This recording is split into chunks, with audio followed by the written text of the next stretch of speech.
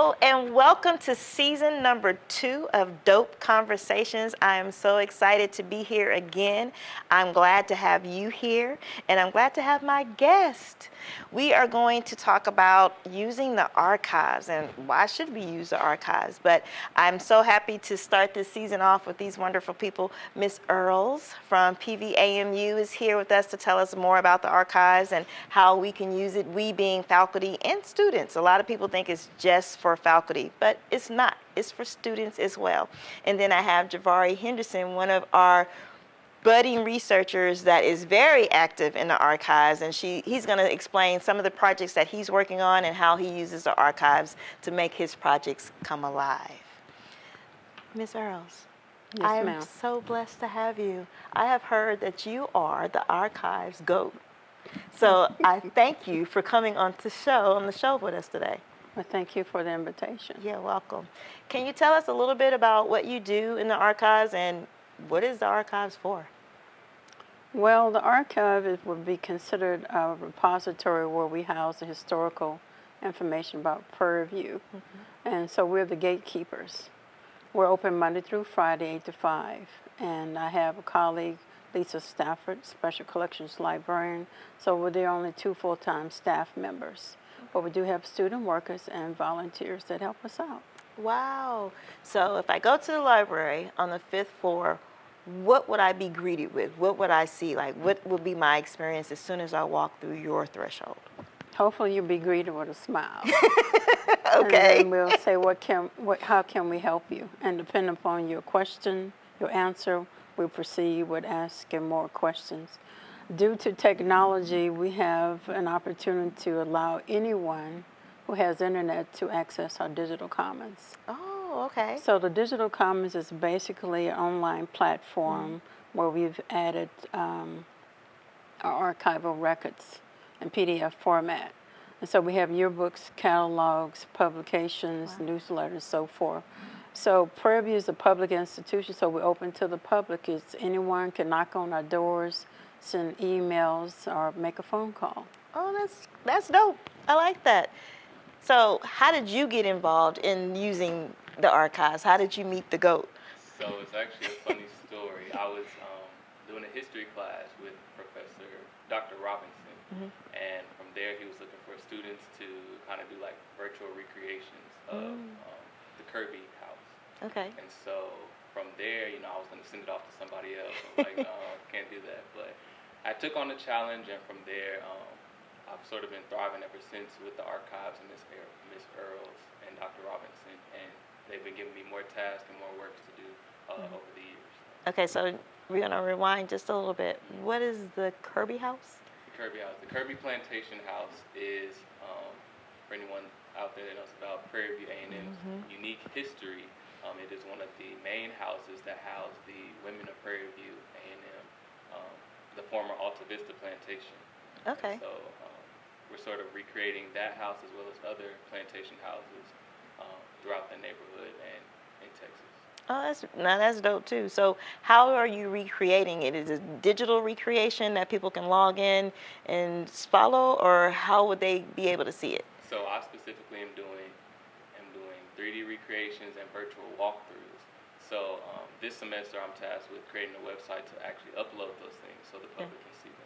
Okay, so let's pause real quick. What's your major? Because they're like, that's not history. Yeah, I am an architecture major with minor in construction science. At first, I didn't see the correlation, but just speaking with Dr. Robinson and Ms. Earles, it's definitely a correlation with everything. Yes, because I'm sorry, but a biology major or a science, criminal justice, they couldn't do that. Yeah, so don't downplay that. That's extra. That's real good. It's real good. So, Ms. Earles, on a daily basis, how many visitors do you get into the archives? An estimate. It's hard to say because you never know what the day will bring. So I would say today we might have had 3 visitors in person, but you don't forget the emails. That's where we get most of our traffic, is through email. Because a lot of people are looking for research, and due to the digital age, a lot of people expecting the digital format. and that's where the digital commons comes in. And so for us, when you're used to the manual, when I was going to college, everything was manual, card catalog. Now you have computers and so forth. Right. And so it expedites the process of doing research. Because I started off at Prairie View in '79 in acquisition department, not knowing years later I would be working in the archives department, special collection archives. And so I started in W.R. Banks, and they had a separate archive room, then a separate special collections room. That's correct. And I know that you do some research as well. What are some of the research that you're working on? I saw a post with you recently with Dr. Robinson. That's pretty much the historian on campus that does everything. What are some of the projects that you're working on? Oh, wow. I have several grants that I'm working with. One is the Texas Treasure Grant, which was to process 27 special collections, have those processed to finding aids, and we hired 2 African American archivists to help us with that. So they were contracted out. And then we have the NEH Preservation Assessment Grant, where we had 2 consultants to help us assess our collections. What are the things you have to keep in mind when you're going for large grants? You should do a preservation assessment grant. And so we had advice on our environment, climate, staffing, salaries, and so forth. And also we were able to hire another one of those archivists who is a PV grad, Miguel Caesar. That's cool. Yeah. Well, we're going to take a short break, Ms. Earles, and then we're going to come back and jump into some of the things that are happening on campus and how students can get involved and how faculty to get involved. We'll be right back. Don't go anywhere. Well, go to the bathroom real quick and come right back.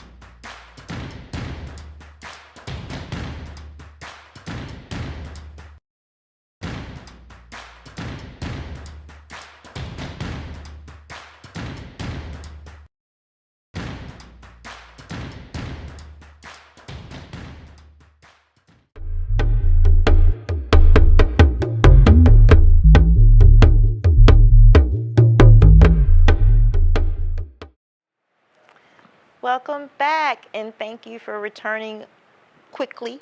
Ms. Earles, thank you for sharing what you're working on, but now I have a question for you. So I'm a new faculty, just came to PV, budding researcher, trying to find something to do, and I come see you. What would you tell me? First, I would ask, what's your passion? What's your area of research? And then we'll take it from there. What do you do for your dissertation? What are your plans here at Prairie View? You plan on being here for a long time, or is it a short visit? So it depends on what your research goals are. But I always ask people your personal goals, not just professional goals. That's good. And I do remember when I sat down with you, you did ask me those exact questions. Right. And I share with you education is my doctoral degree that I'll be getting, but I am a lover of history because I teach history. Right. And you helped me merge the two by saying, well, I have some W.E.B. Du Bois stuff. And I was like, what? So that was outstanding. So what other things like that could you help a researcher, a budding researcher with? Well, I'm glad you mentioned Du Bois because he was very profound in what he did. And one of his proteges was one of our principals, W.R. Banks, who was from Atlanta. So he basically recreated the educational conference in Texas, and it was housed at Prairie View for 37 years, from 1930 to 67. So during that time period, they focused each year on a different subject that affected the Negro population at the time. Now that's dope. How cool would it be if we got to bring that back? I think it would be interesting, but the dynamics would be a little bit different because society has changed. Technology is here that we didn't have before. And one of the things I believe, Prairie View has such a rich history, being over 140 years old, and we're working on that 150 in 2026. So I would say for you, just starting out and your passion is education, look at the educational conference proceedings. A lot of our newspapers, the Prairie View Standard, the Prairie View Panther, and even our long-range plan, which deals with SACS accreditation, are good resources. And we also have newsletters. So one of the things to remember, since Prairie View was the first public institution of higher learning for blacks in Texas, if you really think about it, I would consider that dope. Yes. And so what can you extract from that history, no matter what the format is, even the photographs? Like we're part of the Getty's HBCU partnership. Oh, that's And so we're working with Getty's to license our photographs. Wow, that's big. Yes, it is big. And see, I say that because PV does some amazing things that we don't always toot our own horn with or about. And I think things like that need to be expressed more and shared more. That's great. I like that. What about a student? If a student came to you and said, okay, I'm in Professor Pegram's class and they got us working on these timelines, which I am. What would you advise for them? How would you walk them through creating their timeline? I go by the syllabus of the instructor, and then we'll take it from there. I try to expand their scope when you say, this is what I'm looking for. What about something extra? It's okay to do something extra because the instructor will notice that extra.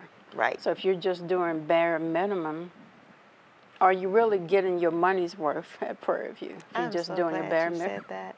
Yes. And you know what? I've been hearing about this one student named Javari Henderson that does a lot of extra. And I hear that you're not only working on the Kirby House, but you have like 2, 3 other projects. Can you share about those? Yes. So I've been tasked, like Ms. Earles said, in 2026, that will be Prairie View A&M University's 150th year anniversary. Yes.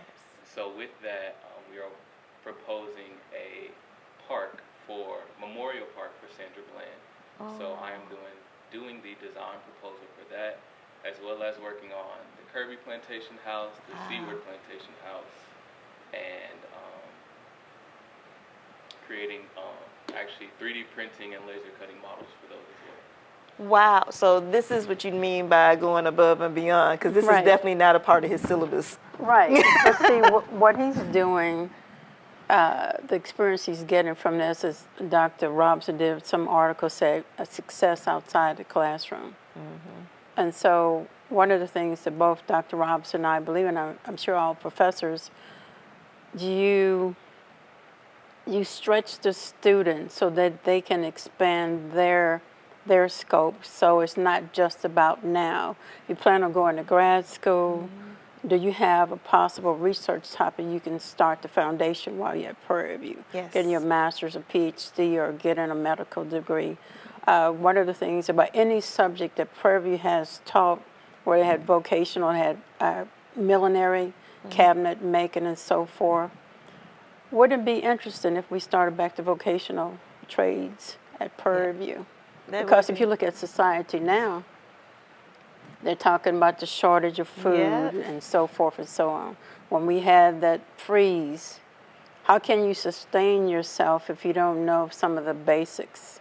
You know, agriculture, sustainability. Right. You know, engineering has the new building being built. Right. They're about to come up on, I think, their 75-year anniversary.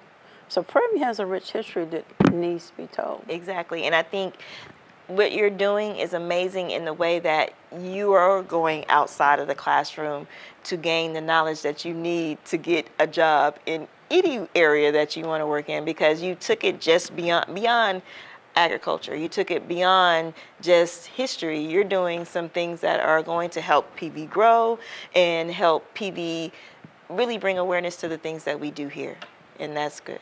Right, and I was telling Ms. Earles and Dr. Robinson as well, it's kind of like a full circle moment because I actually had an internship in high school, sort of doing what I'm doing now, and I was like, oh no, I'm done with that, and now here I am, actually enjoying and loving, you know, putting political science and history, combining it with architecture. So. That's good. And I think the thing about history, I don't care what discipline you're in, you're going to have a history to that discipline. Right. And I think, like you said, you're the gatekeeper to that history that can provide any discipline with some type of background and how it's connected to their discipline. And I think that is dope.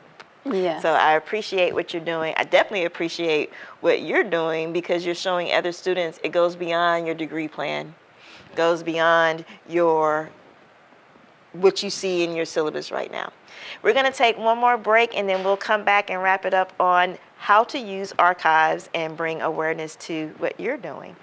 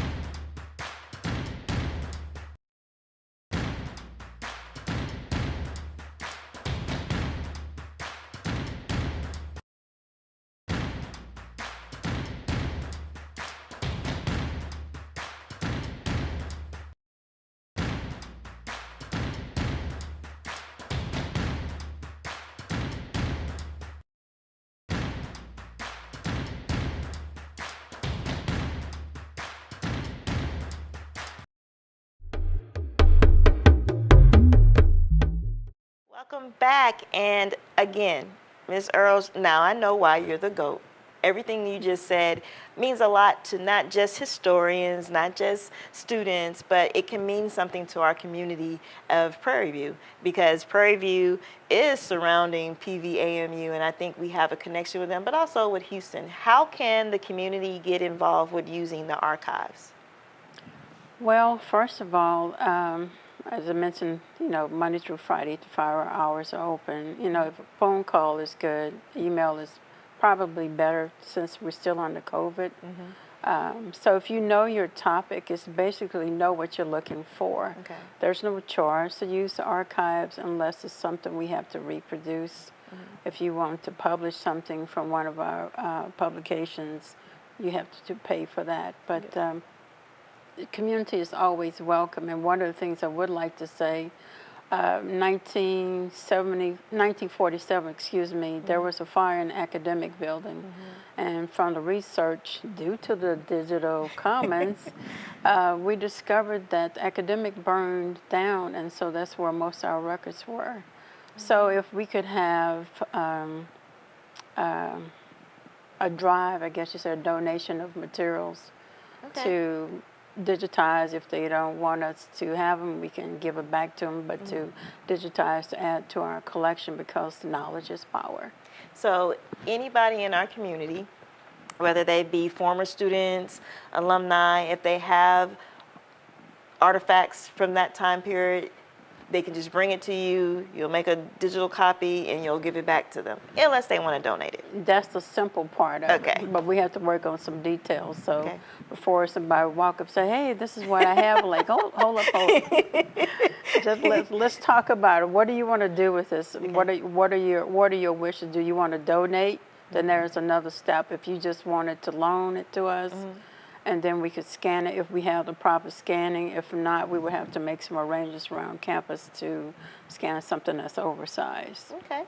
I think this would be good for a community that may be looking for ancestors that attended Correct. PVAMU, family members, friends that attended PVAMU, and they wanted to see a yearbook. Hey, contact Ms. Earles via phone or email and say, hey, look, I'm looking for this person, and you might be able to help them. Right, and one of the things several years ago, before the Smithsonian African American Museum of History and Culture, Prairie View is in that museum.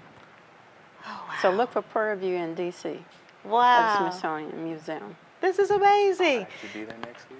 You didn't will? know that? Yes. See, this student right here is a different type of student. Javari be everywhere. So now you're going to the Smithsonian. Yes, well, I was recognized as a White House HBCU scholar, so Oh, that's correct. one of the trips, Congratulations. thank you. One of the trips that we're taking is to the Smithsonian. Oh, wow. Okay, so y'all have got to keep up with Javari because he is doing things and going places. How do they keep up with you?